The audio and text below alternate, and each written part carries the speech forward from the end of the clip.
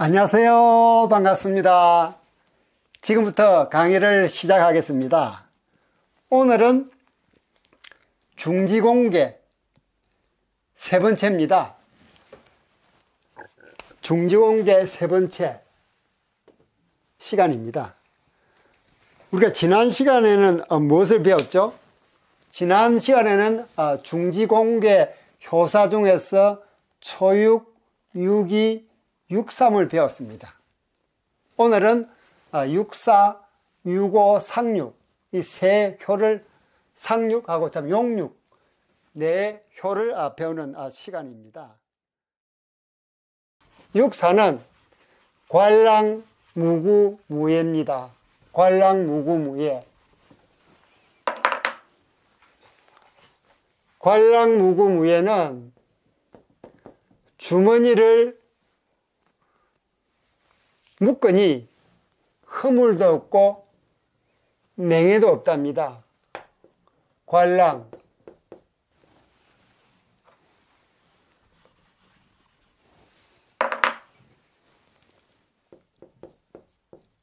관랑 무구 무예.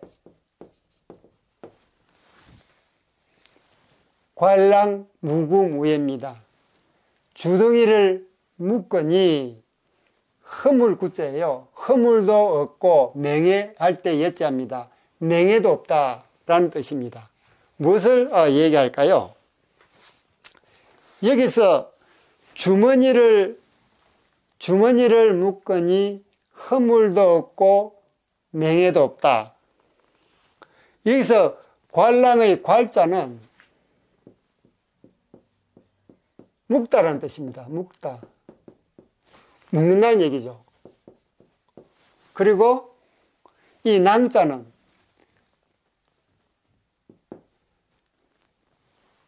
뭡니까? 주머니라는 뜻이에요. 주머니. 주머니를 묶는다는 그런 얘기입니다. 육사는 상계에 속하죠. 4, 5, 6이니까 상계의 첫 번째 효입니다. 첫 번째 호고, 그 다음에 이 하계를 몸통으로 보고, 이 하계를 몸통으로 보고, 그 다음에 상계를 항제 세 개, 이게 상계를 우리가 얼굴로 본다면, 이 육사는, 지금 우리가 공부하고 있는 육사는 얼굴 중에서 밑에 있는 부분이 입에 해당이 되죠. 입. 즉 주머니를 묶는다는 얘기는 입을 다문다는 얘기입니다. 입을 다물어 버리니 허물도 없고 맹해도 없다. 그게 공개가 지켜야 할 어떤 도리, 덕목을 얘기를 하고 있습니다. 자, 두 번째가 이제 무구무예. 무구무예입니다. 무구무예를 한번 보시면은 말과 행동이, 즉 주머니를 묶는 것이 입을 닫아버리는 것이니까 말과 행동이 신중하니 허물도 없고 맹해도 없다는 것입니다. 허물이나 맹해는 신하에게는 아주 위험한 겁니다. 왜? 허물이 있어도 문제고 명예도 있어도 문제입니다. 특히 이 육사는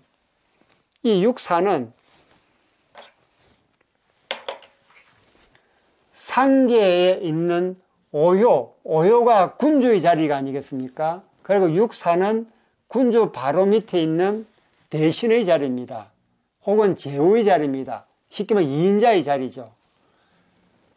군주는 자기 바로 밑에 있는 사람이 허물이 있거나 또는 맹해가 있거나 다 싫어한다는 겁니다. 그래서 2인자가 힘들다고 얘기하는 것이죠. 그래서 진정한 2인자는 그 처세는 엄청나게 어려운 것입니다. 우리가 지난 시간에 얘기했던 법력, 그 다음 주얼레, 우리나라 치면은 김종필 같은 오랜 기간 동안 이인자에 머물렀던 사람들은 허물도 없고 맹해도 없었던 겁니다. 그 표현을 주머니를 닫으니 허물도 없고 맹해도 없다라고 이렇게 표현을 하고 있는 것입니다. 자, 우리가 물상으로 또 효사를 해석해 볼까요? 물상으로 해석하면은 우리가 사효가 음효인데 양효로 바뀌면은 상계는 뭐로 바뀝니까? 자, 여기 음효가 3개죠, 그죠? 음효가 3개인데 상계는 음효가 3개입니다. 근데 우리가 하고 있는 이 사효가 양으로 바뀌면은 이렇게 되죠. 이게 무슨 개입니까? 징계죠. 징계. 우레를 상징하는 징계입니다. 우레를 상징하죠. 우레를 상징하는 징계인데 이 징계는 가만히 보시면은 징계는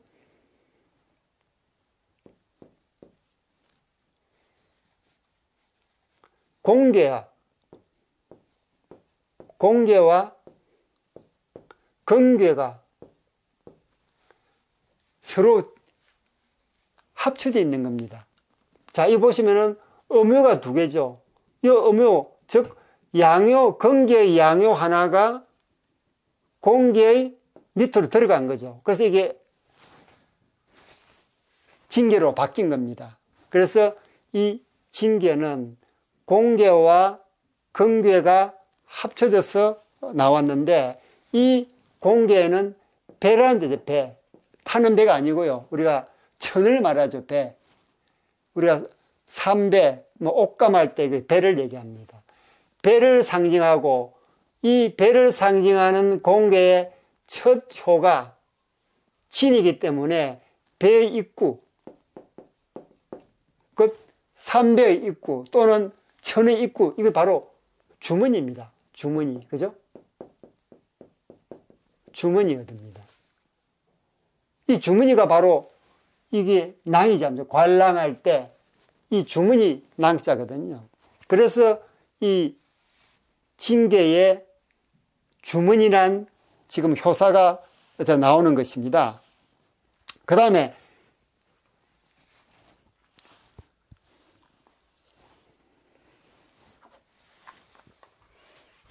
우리가 여기서 한 가지 더 볼 것은 우리가 아직까지 배우지 않은 부분입니다. 자, 우선 육사가 양으로 바뀌면은 한번 볼까요? 중지곤이 육사가 양으로 바뀌었습니다. 왜? 우리가 육사를 공부하고 육사가 효변하면은 이렇게 되죠. 그럼 이게 무슨 괴가 됩니까? 이게 우레죠. 우레니까 우레, 뇌가 됩니다. 뇌. 그 다음에 이거는 땅이죠. 지입니다. 그럼 이게 어떻게 뇌지예, 뇌지예계가 됩니다. 예계. 뇌지예가 됩니다.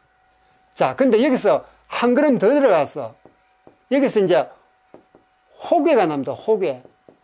호괴는 아직 저희들이 배우지 않았습니다. 근데 이 책에 먼저 나오고만요. 호괴는 뭐냐 그러면은 유교에서 초효와 상효를 제거해버리고 2, 3, 4효를 음으로 하고 3, 4, 5효를 양으로 해가지고 2, 3, 4호를 하교를 하고 3, 4, 5를 상교를 해서 만들어낸 게 호계입니다. 이 호계는 여기서 설명되지 않겠습니다. 설명드려도 여러분들이 더 복잡하게만 늙어질 것 같으니까요. 여기서 호계를 하면 자, 우선에 형식적으로 하계가 2, 3, 4라 했죠. 2, 그 다음에 상계는 3, 4, 5를 했습니다. 음요, 양요, 음요입니다. 음요, 양요, 음요죠. 그럼 이게 어떻게 됩니까? 이 위에는 물을 나타내는 수, 밑에는 산을 나타내는 간입니다. 그럼 수산근이 됩니다. 근계. 이게 수산근계입니다. 이래서 우리가 계명을 외우는 것이 공부를 하는데 유리하다라고 말씀드린 이유가 바로 여기에 있는 것입니다. 자, 그런데 여기서 수산근 관계죠. 이게 관계. 산을 상징하는 관계입니다. 이 세 개는. 이 관계인데, 관계는 멈춤의 뜻이 있습니다. 멈춤. 그래서 주머니가 멈춘다는 얘기는 주머니를 묶는다는 얘기죠. 그래서 여기에 관랑이라는 효사가 나오는 것이 이렇게 우리가 물상으로 읽어낼 수가 있는데, 이 호계라는 부분은 우리가 아직 배우지를 않은 부분이라서 설명드리기가 조금 그러합니다만, 어차피 이 부분을 읽어내야 되니까 우리가 일단 먼저 설명을 드렸습니다. 다음에 이 호계 부분에 대해서는 제가 따로 또 설명을 드리도록 하겠습니다. 다음은 유고입니다. 유고. 유고는 뭐죠? 황상원길입니다. 황상원길. 잠깐만요.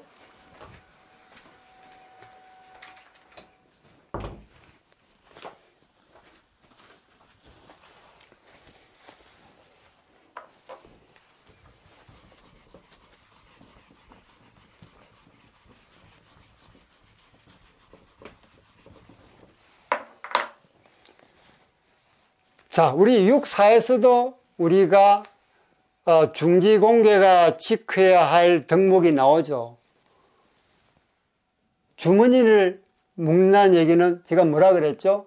입을 닫는다고 그랬습니다. 그래서 공계는 하늘의 작용을 바탕으로 자기가 만물을 싣고 포용하고 키워주기 때문에 입이 무거워야 된다. 함부로 입을 놀리면 안 된다 라는 부분을 여기서 얘기를 하고 있습니다. 이것도 역시 어떤 보조적 리더로서의 갖춰야 할 덕목이죠. 자, 유고는 황상원길입니다.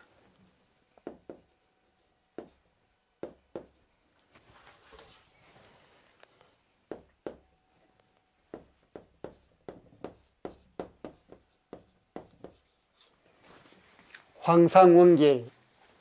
누런 치마를 걸치니 크게 길하다. 이건 또 뭘 얘기하는 걸까요? 누런 치마, 우리가 의상이었죠, 의상.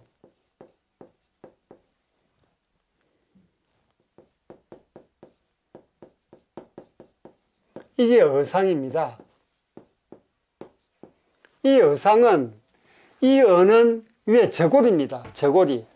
그리고 상은 밑에 치마를 얘기합니다. 그래서 이 의상이란 말은 이 주역에서 이 부분을 얘기를 하고 있습니다. 의상. 옛날에는 의상이라 해서 어는 위에 저고리를 말하고 상은 아래를 가리는 치마를 얘기를 했었습니다. 황색 치마를 걸치니 크게 길하다. 그럼 황상은 황색 치마라고 말씀드렸죠. 황상은 황색 치마. 우리가 흔히 의상이라 할 때 어는 윗도리에 해당되고 상은 아래를 가리는 치마에 해당된다고 말씀을 드렸습니다.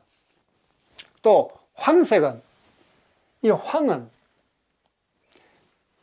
중앙을 나타낼 때, 중도를 나타낼 때 황자가 많이 들어갑니다. 그 이유는 우리가 오행을 보면요, 이게 봄에 해당하는 청색, 여름에 해당하는 적색, 가을에 해당하는 백색, 겨울에 해당하는 흑색, 가운데를 해당하는 황색이 있습니다.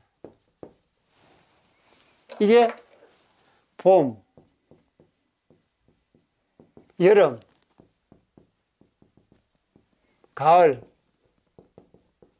겨울에 각각 해당이 됩니다. 이런 식으로 황색은 중앙을 얘기합니다. 그래서 오요하고 이요는 중을 차고 있죠. 득중을 했습니다. 즉 중을 얻었다는 얘기죠. 그래서 이 가운데 있기 때문에 황자가 들어간 겁니다. 이건 앞으로도 우리가 주입 공부를 해나가면서 계속 나오는 그런 효사입니다. 그 다음에 원길. 원길은 크게 길하다. 이거는 원길하고 대길이 있는데 원길이 대길보다도 훨씬 더 강력한 길입니다. 그래서 원길은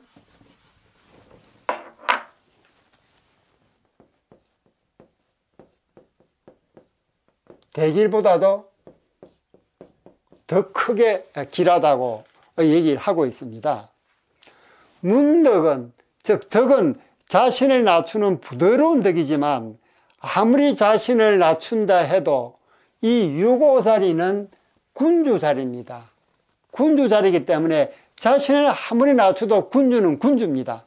다만 육에서 말하는 군주는 보조적 군주죠.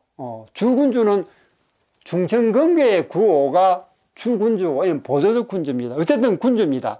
군주는 정치 권력의 중심부에 있게 마련이죠. 그러면서 좌우에 신하들을 배려합니다. 좌가 약하면 좌쪽에 힘을 줄여주고 우가 약하면 우쪽에 힘을 주면서 서로 균형을 유지해가면서 통치를 하는 게 통치 수단이죠.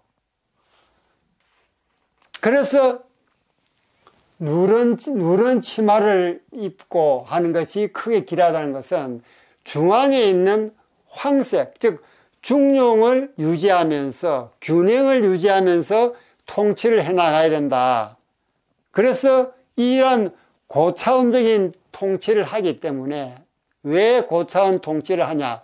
이 옷 색깔까지도 누런색으로 입음으로써 스스로 균등하게 평등하게 신하들을 다스리는 그런 고차원적인 통치를 하기 때문에 원길이라고 우리가 얘기를 하고 있는 것입니다.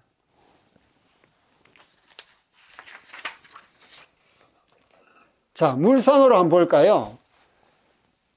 물상으로 보면은 우리가 지금 유고를 하고 있죠. 상계를 볼게요. 상계가 음효, 음효, 음효로 되어 있는데 오효가 효변하니까 양효로 바뀌죠. 그럼 이건 어떻게 됩니까? 땅에 나타나는 공계에서 물을 나타내는 감계로 바뀌죠. 오효가 효변하니까. 이 감계는 무슨 물상이 있을까요? 감계는 물이니까 불은 올라가는 성질이 있고 물은 아래로 내려오는 성질이 있습니다. 그래서 이 유고는 비록 군주의 자리에 있지만은 물의 성령을 따라서 물의 성량을 따라서 아래로 이물려고 노력을 합니다. 그리고 이 학의 음의 세 개를 곁에 붙여주면은 유고가 효변한 이 괴는 무슨 괴로 바뀔까요? 여기에 물을 나타내는 감계니까 수가 되죠. 땅을 나타내는 고니까 지가 됩니다. 그럼 수지비, 비계가 되죠. 수지비계가 됩니다. 그러면 이 수지비계는 어떤 의미를 갖냐면 위와 아래가 친밀하게 잘 진행을 우리가 비계라 그럽니다. 그래서 이 유고가 이렇게 효변을 하면서 아래와 전체가 이렇게 사이좋게 지내고 있으니까 이 부분은 자신을 낮춰가지고 전체를 아우르는, 즉 군주가 이 유고에 해당하는 군주가 자신을 낮추어서 밑에 백성들과 편안하게 부드럽게 하나가 되는 그 모습을 나타내고 있습니다. 그래서 크게 길하다고 얘기를 하는 것입니다. 이렇게 효사 하나하나는 우리에게 그 괴사에서 또는 괴상에서 또 수상에서 읽어낼 수 있는 물상을 다 가지고 있는 것이죠. 자, 그럼 여기서는 우리가 방금 효사에서는 우리가 뭘 배웠습니까? 중지공계의 유교 호사가 우리에게 일러주는 바는 비록 군주인 오요 자리에 있다 하더라도 공계의 오요 자리이기 때문에 누른 치마를 입고 신하들을 잘 컨트롤해서 나라를 잘 다스려 나가는 겁니다. 대신 근교하고 다른 점은 이 유고 군주는 밑에 있는 방금 이 유교가 즉 오요가 효변하면 상계는 감계가 된다 그랬죠. 물이 성자는 감계가 된다고 했습니다. 이 감계는 물이니까 아래로 내려오는 성질이 있으니까 이 군주가 아래 백성들하고 같이 어울리면서 나라를 다스려 나간다. 즉 여기서 말하는 유고는 실질적인 1인자가 아니죠. 쉽게 말하면 섭정. 섭정의 유명한 사람 누굽니까? 주나라를 설립한 문왕의 아들인 무왕이 결국 상나라를 멸망시키죠. 무왕이 성왕한테, 자기 아들인 성왕한테 자리를 물려주기 전에 자기 삼촌인 주공한테, 우리 효사를 만들었다는 주공이죠. 주공한테 섭정을 부탁합니다. 우리 성왕이 너무 어리니까 삼촌이 이 나라를 좀 다스렸다가 나중에 이 성왕이 어느 나이가 되면은 좀 물려주십시오 하고 부탁을 하죠. 그래서 이 주공이 섭정을 합니다. 주나라 초기에. 그래서 나라를 반석 위에 올려난 다음에 결국 성왕에게 물려주는 겁니다. 그래서 공자가 가장 존경하는 정신이 바로 이 주공입니다. 왜? 그 섭정 정치를 하면서도 자기 욕심을 버리고 그 백성들하고 어울려 나라를 편안하게 한 다음에 성왕한테 자리를 그대로 넘겨주었으니까요. 그래서 이 공자가 제일 존경하는 분이 주공이라고 합니다. 그래서 이 공계에서 유고는 실질적인 1인자가 아니고 2인자이면서 1인자 노릇을 하고 있는 사람이니까 자기 자신을 내세우지 말고 백성들하고 아래로 인해서 나라를 잘 다스리라 하는 그런 교훈을 우리에게 알려주고 있습니다. 다음은 이제 상육입니다. 상육은 뭡니까? 용전우야 기혈현황입니다. 용전우야 기혈 현황 무슨 뜻일까요? 용이 들판에서 싸우니 그 피가 검고 누르다라는 그런 해석이 되겠습니다. 용이 들판에서 싸우니 그 피가 검고, 검은 현자죠. 검고 누르다라는 그런 뜻이 되는 것입니다. 자, 여기서 용전우야 기혈현황, 용전우야 기혈현황을 한번 보실까요?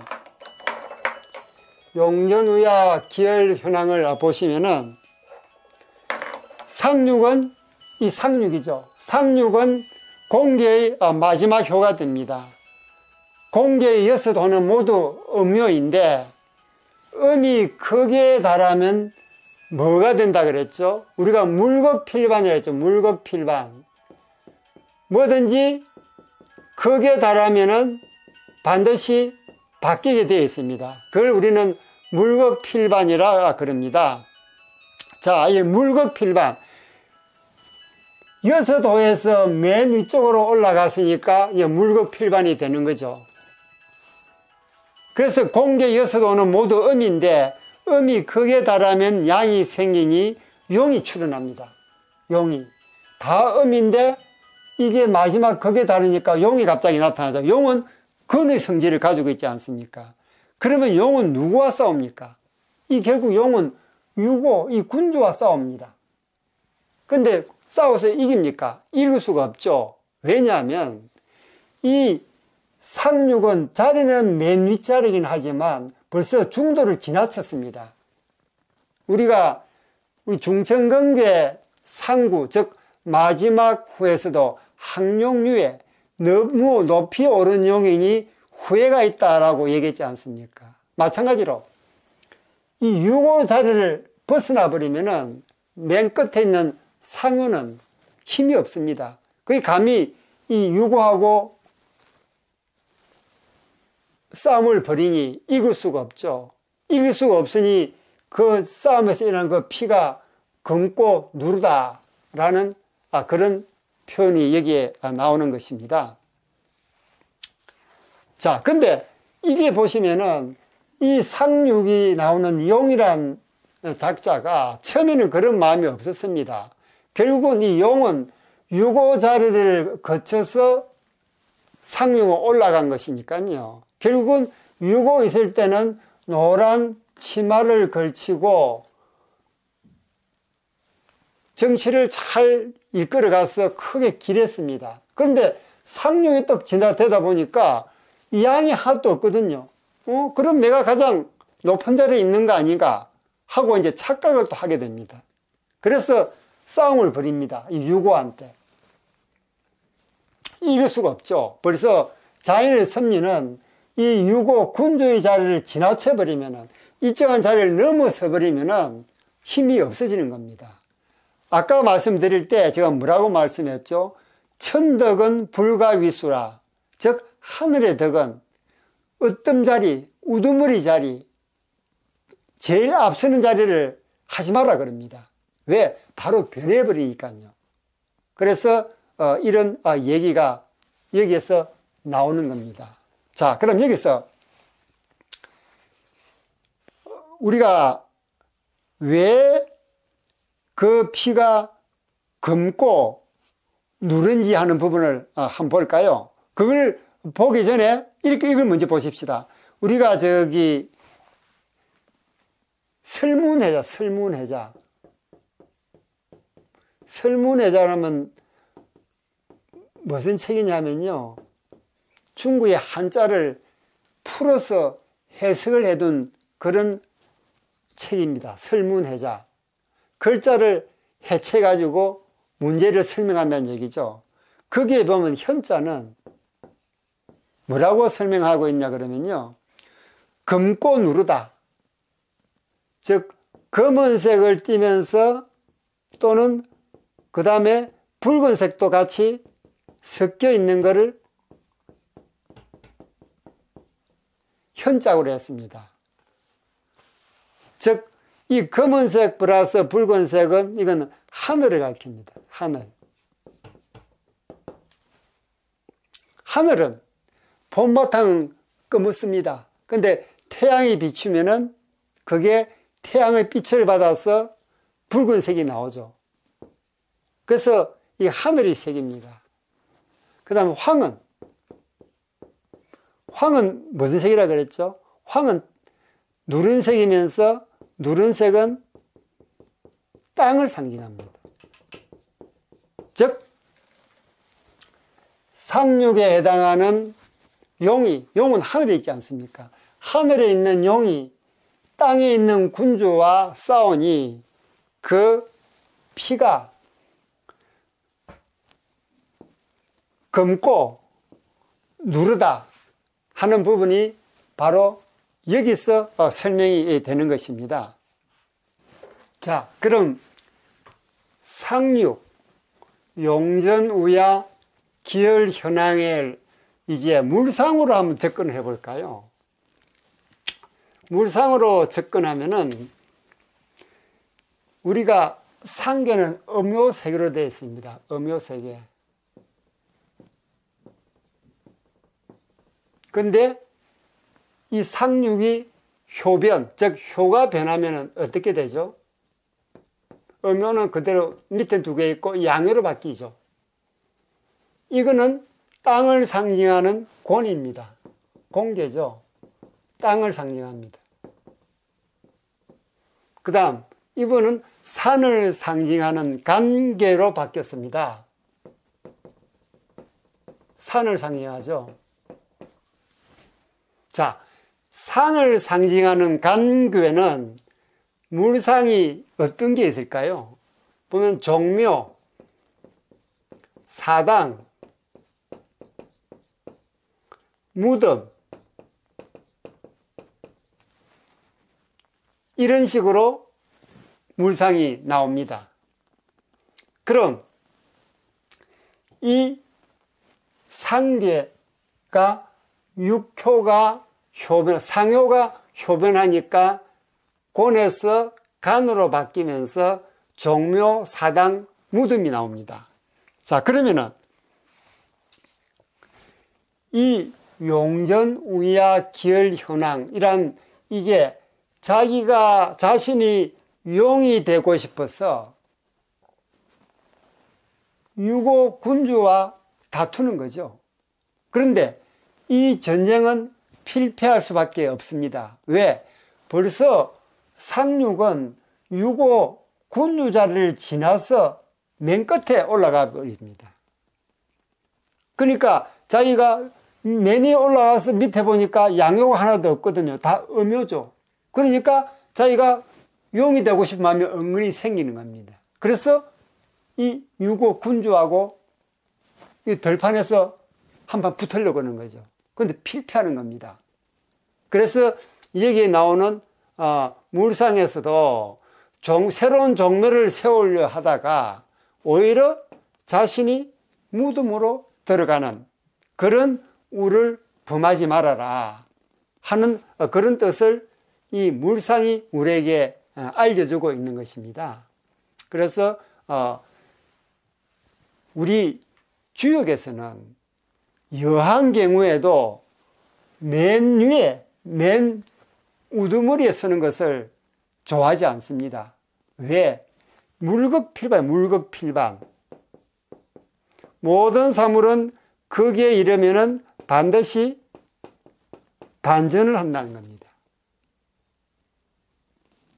이것도 마찬가지죠. 육효의 맨 끝에 올라가 있으니 반드시 반전을 하게 되어 있습니다. 그것도 모르고 괜히 군주에게 싸움을 걸어본들 필패하기 마련이죠. 그래서 이 물상으로 보면은 상륙 효사도 결국은 보조적 리더로서 만족을 해야지 더 이상 다른 생각을 품었다가는 어려운 상황에 처한다라는 부분을 우리에게 알려주고 있습니다.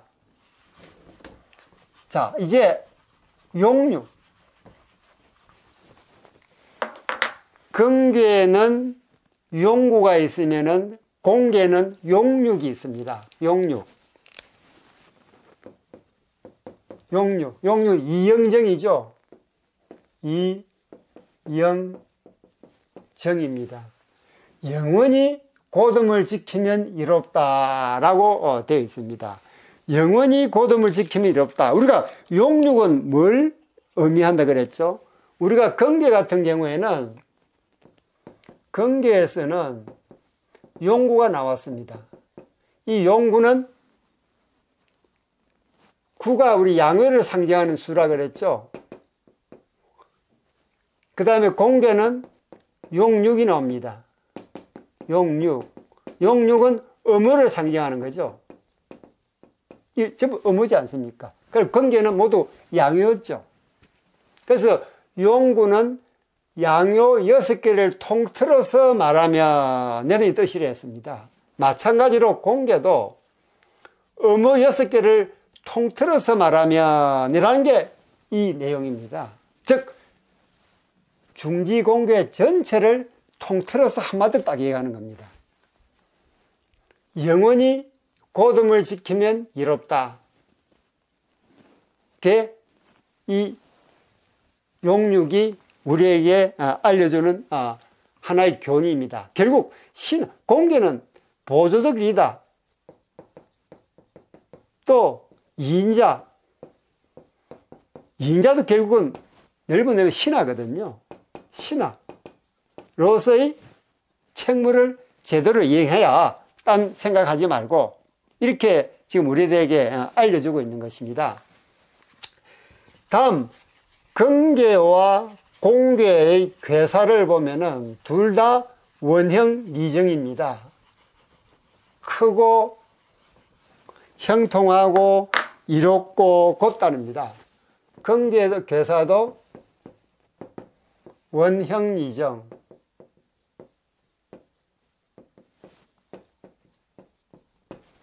공계도 괴사의 원형 리정이죠. 원형 리정. 이건 똑같습니다. 다만 공계 괴사를 보면요, 원형 리정은 있지만 정 앞에 빈마라는 이 단어가 들어가 있습니다. 빈마는 무슨 앞말이죠. 그는 모든 걸 통섭하니까, 모든 작용의 근본이니까 아무 거리낌이 없습니다. 모든 걸 다 포섭하죠. 그래서 딱 원형 리정 예자로 다 끝나버립니다. 그런데 고는 원형 리정 이 정 사이에 빈말하는 단어가 들어가죠. 앞말의 곧다. 앞말은 곧아야 된다. 크고 형통하고 이롭고 앞말이 곧음이다. 이런 게 괴사가 얘기해 주는 부분입니다. 이거 뭘 의미할까요? 즉 고는 건을 따라서 일을 해야지, 곤 자기 본분의 보조적 리더십이라는 그 부분을 잊어버리고 나섰다가는 안 된다 하는 것을 이 빈말하는 단서를 정 앞에 넣어줌으로써 제한을 가는 겁니다. 그리고 건의 포커스는 원에 있습니다. 그리고 곤의 포커스는 정에 있습니다. 무슨 뜻이냐면, 건은, 이 말하는 원은 시작 또는 창시, 개시 하는 어떤 출발을 얘기합니다. 그리고 고는 고듬을 얘기합니다. 고듬. 무슨 뜻이냐 그러면은 정리정돈을 하는 겁니다. 정리정돈. 즉 땅을 상징하는 곤이 하늘을 상징하는 건의 하늘 작용에 의해서 그 작용을 받아서 땅에서 만물을 포용하고 실어주고 길러주는 그런 역할을 하는 거죠. 그래서 앞말이라는 단서가 그래서 붙은 겁니다. 그래서 고듬을 유지하는 거, 정은 영원히 고듬을 지켜라. 이인자로서 마음을 변하면 안 된다. 즉 상륙에서 얘기하듯이 괜히 내가 용이 될 수도 있겠다 하는 잘못된 생각으로 유고 군주한테 싸움을 걸었다가는 결과가 좋지 않다 하는 부분을 우리에게 알려주고 있는 것입니다. 그리고 이 건이 원에 포커스를 두고 고는 정에 포커스를 둔다는 얘기는, 우리가 원형 이정을 봄, 여름, 가을, 겨울로 해보면요, 이게 봄,